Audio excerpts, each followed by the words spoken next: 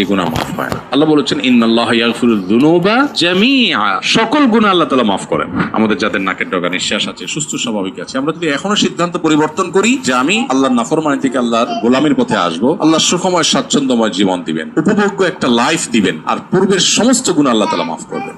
আল্লাহ রাব্বুল আলামিন সবচেয়ে বেশি ভালোবাসেন বান্দার তওবাকে। ইন্নাল্লাহা ইউহিব্বুত তাওয়াবিন ওয়া ইউহিব্বুল মুতাতাহহিরিন। আল্লাহ তাআলা তওবাকারীদেরকে অনেক বেশি পছন্দ করেন। এইজন্য গুনাহ করার পর যদি কেউ ফিরে আসে এবং আল্লাহর ভয়ে আল্লাহর সামনে দাঁড়াবার লাজে লজ্জিত হয়ে যদি কেউ ফিরে আসে, আল্লাহ তাআলা তাকে ক্ষমা করেন। শুধু তা নয়, তার কোনো কোনো ক্ষেত্রে আল্লাহ তাআলার গুনাহকে সওয়াবে পরিণত করে দেন। তো এইজন্য আল্লাহর কাছে পরিপূর্ণ আস্থা থাকতে হবে। শয়তান আমাদেরকে নিরাশ করে দেন। অতি ভয়, এটা শয়তান সৃষ্টি করে। আল্লাহর ভয় ভালো, কিন্তু অতি আল্লাহর ভয় ভালো না। অতি আল্লাহর ভয়টা সৃষ্টি করে কিসে? শয়তানে। কারণ শয়তান অতি ভয় সৃষ্টি করলে মানুষকে নিরাশ করে দিবে, আশা ছেড়ে দিবে আল্লাহর রহমতের। তখন সে চিন্তা করবে, যা আমার তো আর মাফ হবেই না, তাইলে আমার লাভ কি এসব করে, আমি যা খুশি তা করি। এই জন্য আল্লাহর কাছে ফিরে আসার পর আল্লাহ মাফ করবেন, সেই সুধারণা রাখতে হবে। আর যে সমস্ত গুনাহগুলো করেছেন, এই গুনাহগুলো যদি বান্দার হক সংশ্লিষ্ট হয়, সেগুলো তাদের কাছে আদায় করে দিবেন। আর যদি কারোর হক নষ্ট করে থাকেন, আচরণগত ভাবে ত্রুটি করে, তার কাছে মাফ চাইবেন। সুযোগ না থাকলে আল্লাহর কাছে মাফ চাইবেন, তাদের পক্ষ থেকে দান সাদাকা করবেন। ইনশাআল্লাহ বিদিল্লাহ তাতে যথেষ্ট হবে। নামাজ কালাম কাজা করে থাকলে সেগুলো আদায় করবেন, রমজান রোজা না রেখে থাকলে, ভেঙে থাকলে সেগুলো আদায় করবেন, আল্লাহর কাছে তওবা করবেন ইনশাআল্লাহ। আল্লাহ বলেছেন লা তাকনাতু মির রাহমাতিল্লাহ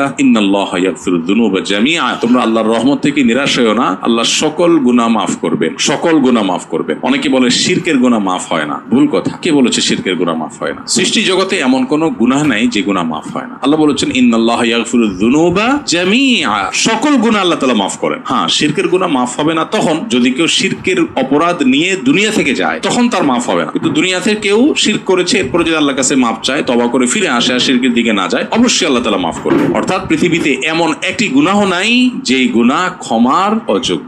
আমরা মানুষের প্রতি জেদ খেদ বেশি হইলে বলি যে ক্ষমার অযোগ্য অপরাধ করেছে, তাকে আমি কোনদিন মাফ করবো না। আল্লাহ এটা করেন। আল্লাহ তাআলা সকল গুনাহের ক্ষমা দুয়ার সবসময় আল্লাহ তাআলা ওপেন রাখেন। হ্যাঁ, একেবারে মৃত্যুর দ্বার প্রান্তে উপনীত, তখন আর আল্লাহ তাআলা মাফ করেন না। তার আগ পর্যন্ত আমাদের যাদের নাকের ডগা নিঃশ্বাস আছে, সুস্থ স্বাভাবিক আছে, আমরা যদি এখনো সিদ্ধান্ত পরিবর্তন করি যে আমি আল্লাহর নাফরমানি থেকে আল্লাহর গোলামির পথে আসবো, আল্লাহ সুখময় স্বাচ্ছন্দ্যময় জীবন দিবেন, উপভোগ্য একটা লাইফ দিবেন, আর পূর্বের সমস্ত গুনাহ আল্লাহ তাআলা মাফ করবেন। পৃথিবীর মানুষের সাথে মহান সৃষ্টিকর্তা আল্লাহর সিস্টেমের পার্থক্য এখানে যে আল্লাহর সৃষ্টিকে আর মানুষ সাধারণত ক্ষমা করতে চায় না। বিধায় আপনি আল্লাহর কাছে পরিপূর্ণ আত্মবিশ্বাস নিয়ে ইবাদত করবেন যে আল্লাহ আপনাকে ক্ষমা করেছেন বা করবেন বলেই আল্লাহ আপনাকে তওবা করার তৌফিক দিয়েছেন। আল্লাহর প্রতি হুসনে জন বলে, এটাকে হুসনে জন বলা হয়। হ্যাঁ, নবী করিম সাল্লাল্লাহু আলাইহি ওয়াসাল্লামের নির্দেশ আছে যে তোমরা আল্লাহর প্রতি সুধারণা পোষণ করবে, এবং আল্লাহ তাআলা বলেছেন হাদিসে কুদসিতে আনা ইনদা যন্নি আবদি বি, বান্দা আমার প্রতি যেমন ধারণা করবে আমি তেমন আচরণ করব। আল্লাহ আমাকে ক্ষমা করবেন, আমি যেহেতু তওবা করে ফেরত এসেছি, ছেড়ে দিতে পেরেছি, অবশ্যই আল্লাহ আমাকে মাফ করবেন। এই পজিটিভ ধারণা আল্লাহর প্রতি রাখলে আল্লাহ সেটাই আপনার সাথে আচরণ করবেন। ক্যালকুলেশন কঠিন। পৃথিবীতে এমন একটি গুনাহ নাই যেই গুনাহ ক্ষমার অযোগ্য। বৃষ্টির সময় আমরা দোয়া করবো আল্লাহর কাছে। এই সময়গুলোতে দোয়া করলে দোয়া কবুল হয়। নবী আলাইহিস সালাম আমাদেরকে সেই সুসংবাদ দিয়ে গেছেন। বৃষ্টির সময় আমরা এই দুটি আমল করবো ইনশাআল্লাহ।